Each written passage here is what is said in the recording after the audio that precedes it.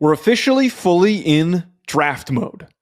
There's no more football games for us to talk about. The Super Bowl is behind us, so we're only focused on the NFL draft. I'm Joe DeLeone here with the Sports Geek. I'm giving you 3 bets that you should place that could end up being the first overall pick. The first one that I think is ultimately the safest is Cam Ward from Miami at plus 100 to be that first overall selection. If the Tennessee Titans don't stay where they are and they trade out and they get some huge deal for another team to move up, that is going to solidify this outcome happening. The more important narrative that needs to happen here and why Cam Ward, I think, should be everybody's bet, one that you put money down on, is because that there is a huge lack of talent at the quarterback position this year.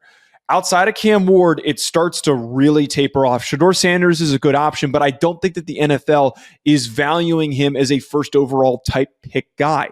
He's very accurate. He's a good decision maker, but he doesn't have a big arm. He doesn't have a big frame, and he's not an over-the-top athlete to make up and overcompensate for some of those lack of traits that he has. Cam Ward fits the billing of a first overall pick. Huge arm, improvisational skills.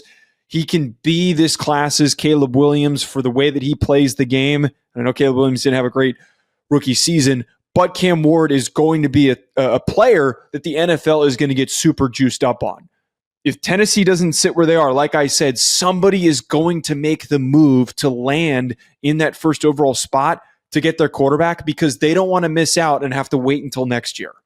The second, and these last two are essentially banking on if Tennessee sits where they are, but I would consider placing a bet on Abdul Carter at plus 195. The front office for the Tennessee Titans have talked a bit about how there is a focus on trying to not pass up on generational talent. A lot of people were speculating, is that Shedeur Sanders? Is that Travis Hunter?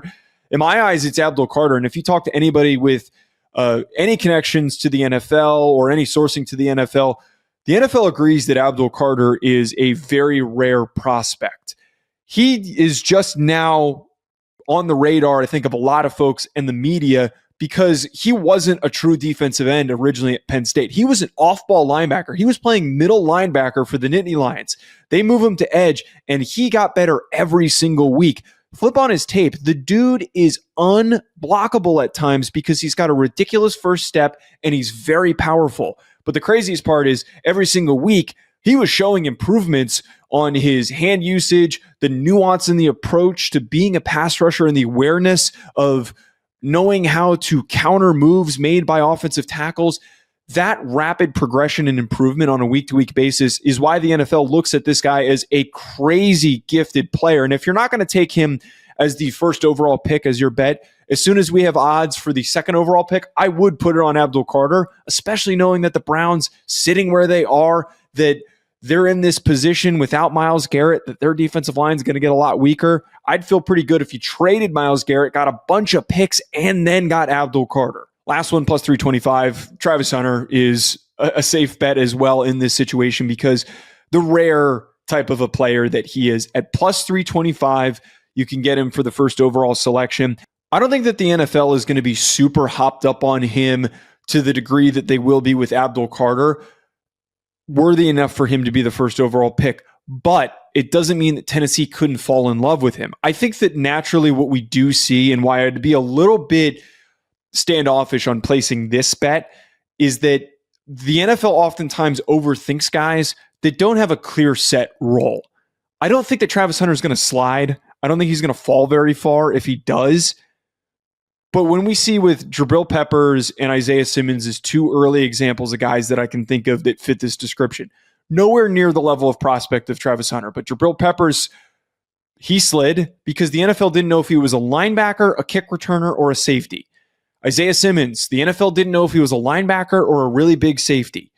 Travis Hunter, the lack of clarity on if he's a receiver or a corner is going to cause some front offices to overthink this. Now, I personally think that Travis Hunter is worth this selection because his coverage skills as a corner are nuts. For him not playing the position full-time and splitting effort and energy on playing receiver as well, for him to just have the natural feel and the awareness and the ball skills, he is going to do some crazy stuff in the NFL. And the ability to bring him in on the field as a receiver in spurts is probably how he's going to get deployed.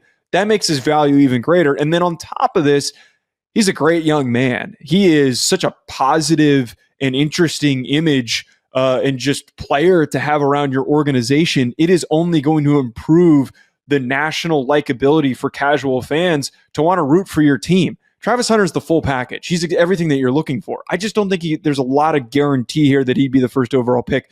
But these are really only the three guys that I would place bets on to be selected first overall. Let me know in the comments. Is there anyone I'm missing? Do you think that I missed out on somebody? Let me know below. Hit the like button and subscribe, and we'll talk to you folks later.